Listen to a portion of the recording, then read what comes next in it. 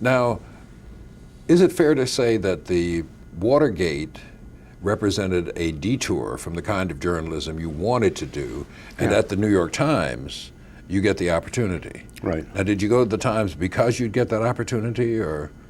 No, I went to the Times. I went to the attractive? Times because I had pushed the Post. I mean, that was a time when, you know, you were the first black to do this, the first black to do that, and I was it was very difficult being the first and the top black in a place. And there's a lot of pressure on you from blacks who were less fortunate to help them solve these problems of racism that were occurring in the institution, and also to retain enough credibility with your bosses to continue to push. And it was as if I had two jobs. And the job of helping to fix the Post was traumatic, and the writing was the easier part. But I had pushed hard. I'd pushed very hard, and Watergate was such a hard thing that you felt like you were in a closet all the time because you're writing about the same thing and talking about the same thing all the time. And I have to admit, I was in terrible shape. I mean, as you know, Julian, the 60s and early 70s into the early 70s just took a lot out of virtually everybody who was involved. And I was depleted psychically. I think I was going through a depression at the time, delayed, they tell you now, delayed grieving when you lose a parent when you're a child. So I went through that depression. I drank too much. My marriage was over. So I was really screwed up. And the one thing I could continue to write well. But so I had it with the Post, and I knew the Times wanted me, and so I went to New York. So you go from the Times editorial board to becoming an opinion columnist for the Times, and write a number of pieces for them, and then leave them, but in leaving them, join the editorial board of The Nation.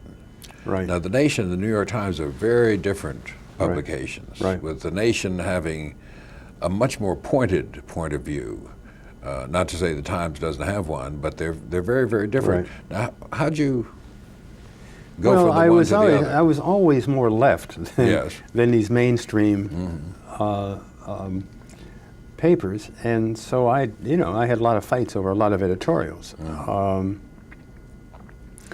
and I was more left than.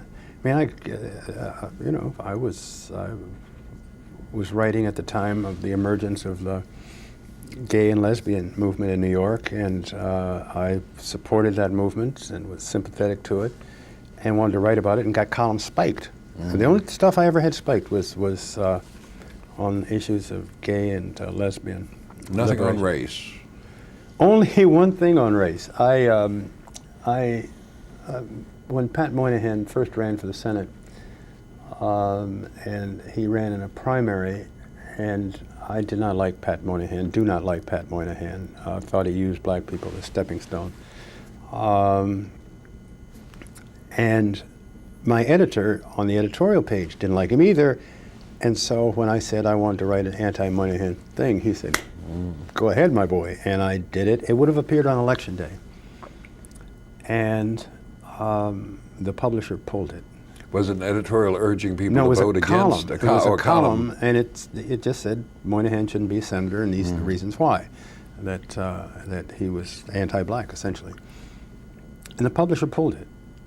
And because the paper's opinion was that Moynihan ought to be elected. The publisher had forced into the paper an editorial supporting Moynihan that the editorial board was against Moynihan. And nobody on the editorial board would write a pro-Moynihan editorial.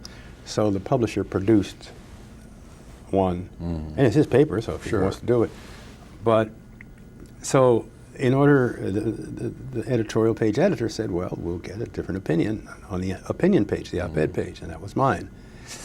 And the publisher sent him a note after he pulled it and said, I agree that Roger Wilkins' column is perceptive and eloquent and informative, and it can run in the New York Times any day after Election Day. And so it ran the following day. It was, and so, you know, somebody asked Sulzberger, well, why did you pull it? This is Sulzberger, who's the father of the current publisher, and he said, because I wanted Pat to win. So that's the only other time I got something pulled.